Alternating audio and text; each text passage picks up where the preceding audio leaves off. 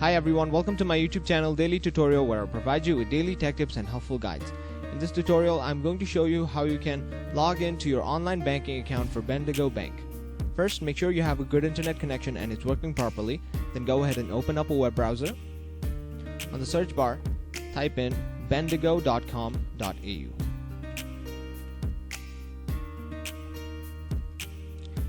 Now press enter. Now once you land on this page, click on the option that says logon on the top right corner.